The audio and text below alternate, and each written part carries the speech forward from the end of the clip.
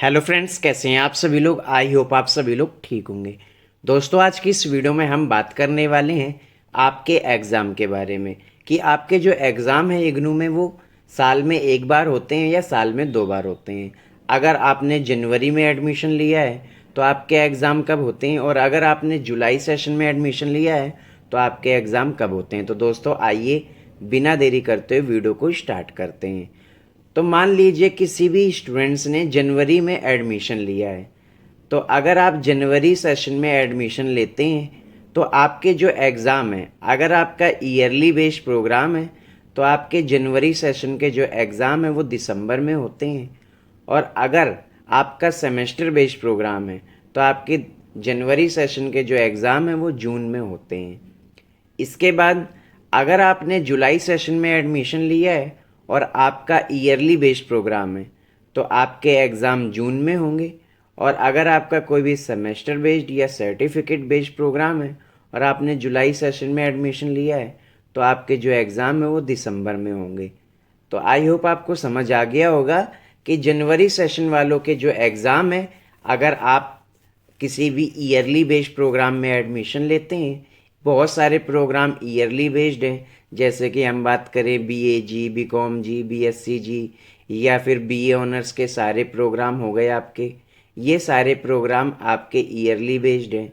और master degree और diploma और पीजी डिप्लोमा की बहुत सारे प्रोग्राम हैं। मास्टर डिग्री का जैसे master of Hindi, master of English, master of political science, master of history, ये सभी प्रोग्राम ईयरली बेस्ड हैं। तो अगर आपने जनवरी में एडमिशन लिया है तो आपके एग्ज़ाम दिसंबर में होंगे।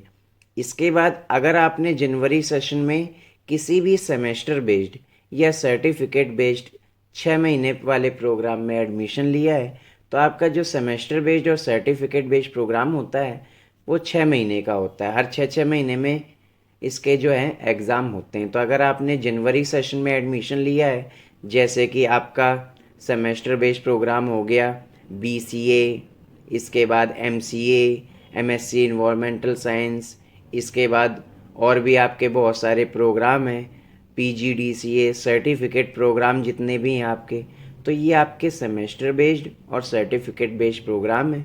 तो अगर आपने जनवरी सेशन में एडमिशन लिया है तो आपके जो एग्ज़ाम है वो जून में होंगे। इसके बाद अगर आपने जुलाई में एडमिशन लिया है और आपका प्रोग्राम ईयरली बेस्ड, जैसे कि बीए जी, बीकॉम जी, बीएससी जी, बीए ऑनर्स का जो आपके कोई भी प्रोग्राम है, master degree, master of Hindi, master of English, master of pol science, या डिप्लोमा या पीजी डिप्लोमा का ईयरली बेस्ड प्रोग्राम है, तो आपके जुलाई सेशन का एडमिशन है तो आपके जो एग्ज़ाम है वो जून में होंगे।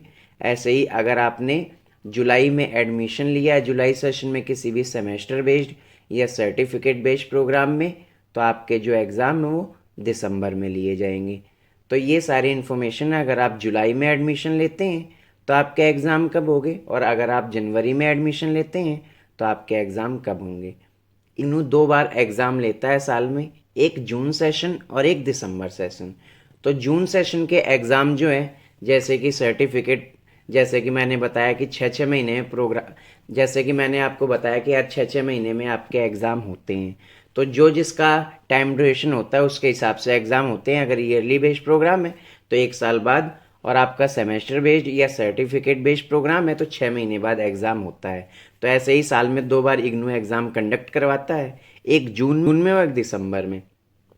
तो जो भी स्टूडेंट्स जून में एग्ज़ाम देना भूल जाते हैं तो वो दिसंबर में एग्ज़ाम दे सकते हैं, और जो स्टूडेंट दिसंबर में एग्ज़ाम देना भूल जाते हैं वो अपना एग्ज़ाम जून में दे सकते हैं।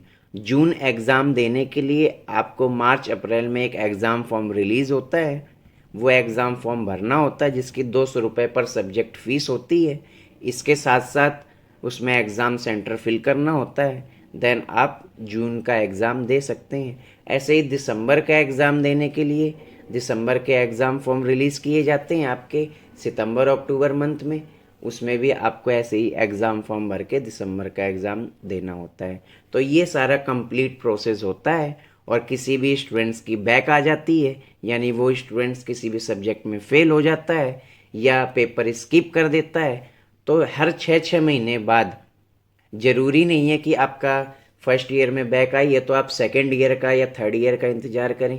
आप 6 महीने बाद ही वो पेपर क्लियर कर सकते हैं। हर 6 महीने बाद आपको मौका मिलता है, आप उस सब्जेक्ट का जिस सब्जेक्ट में आपकी बैक आई है या जो भी पेपर आपने स्किप किया है, 6 महीने बाद उसका एग्ज़ाम फॉर्म भर के आप एग्ज़ाम दे सकते हैं। तो दोस्तों, आई होप आपको सारी इन्फॉर्मेशन समझ आ गई होगी। तो दोस्तों, वीडियो अच्छी लगी हो तो वीडियो को लाइक करें, अपने दोस्तों में ज़्यादा से ज़्यादा शेयर करें।